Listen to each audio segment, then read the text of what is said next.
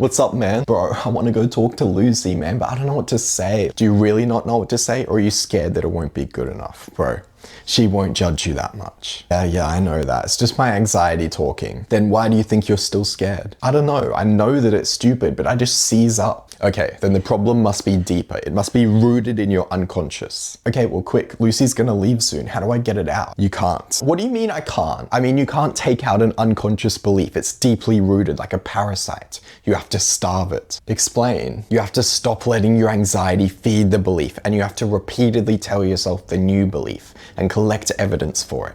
That'll slowly poison the parasite. Okay, so right now, I just have to stop feeding the belief. Yes. How? Quick, Lucy's literally leaving. She's saying bye to everyone. Using discipline, you just tear yourself away from the thought and start thinking a better one. What, so confidence is just a lie, it's just discipline? No, you're treating them like two opposites, they're not. Eventually you won't need discipline, you'll just be confident. But to start with, to do hard, scary stuff, you need discipline. Okay, yeah, I don't know if I have the balls to do it though. Yeah, and there's no way around it. You've just got to do it. Okay, I'm gonna try. No, I can't do it. Okay, well, there is one more ingredient and it is very powerful. Do you remember that exam you had where you pulled the all-nighter before it? Yeah, but how's that relevant? Get to the point. You had tons of discipline then because it was really important to you. We have to do that. Okay, what do I do? Whether or not you go and talk to Lucy right now, it isn't that important. You can just talk to her tomorrow.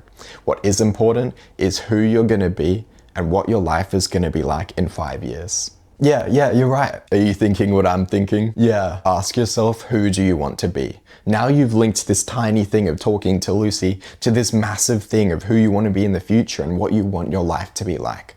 That is much more powerful. There's all the discipline you need. Who do I want to be? Do I want to let anxiety control me, or do I want to be the person who everyone loves to be around?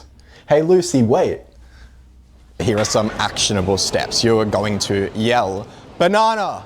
in a semi-public area. Doesn't have to be as busy as this. And you're gonna try to apply the stuff I've just mentioned. The reason is, if you go to an actual social event and you try to remember the stuff I've just said, you're not remembering it. First time especially. And so you gotta practice on your own, especially because like it allows you to think more when you practice on your own. So when you do this, it's probably gonna be scary. It was scary for me just then. And so you're going to practice releasing those thoughts, getting rid of the bad thoughts and replacing them with good ones without like thinking them out. It's just I'm gonna stop thinking this thought using discipline. Another thing you need to think is, I have to do this straight away. If I wait any longer and think about this more, my time will have passed, because the anxiety voice only gets stronger. So you've got to do it straight away. Once you've done that, have to think about the thing I was saying to help you with the discipline. Who do you want to be? Do you want to be the kind of person who does this, or do you want to be the kind of person who's scared? So the main thing that's actually going to be helping you do the thing is letting go of the anxiety thoughts. But then sometimes you still struggle for motivation. That's where that second one comes in. It is genuinely the like, who do I want to be? That is the number one thing that I tell myself that motivates me. Another good one I have for social situations is like to just think about the other person and how I'm doing a service to them, and just try to frame it in terms of how can I best help them. That is very, very effective as well. So, you know, this you can kind of choose, it's up to you, but genuinely like this one has been the main thing that has helped me. It hasn't been like the inner work and the overcoming the limiting beliefs, which you got to do as well. It hasn't been like just genuinely stopping caring what other people think of me, although also that is important. It has just been doing stuff using discipline, seeing that it really wasn't so scary, and that has reduced my fear of judgment and my perception that other people are judging me, which is really, I think, the biggest issue. At the end of the day, like, you can do this inner work, you can do the reflection, but you also have to pair that with doing stuff, because when you do stuff, you get evidence, which you then use to poison the parasite. Then, after you've done this, you need to take the time to feel proud of yourself, and you need to reflect on how your anxiety beliefs were wrong. So what evidence did you have that they weren't true? If you do something and you don't get judged for it, you know it goes fine, but then you never reflect on it, you've basically lost half the benefit. And why do you want to do that? Because you've done the hard thing.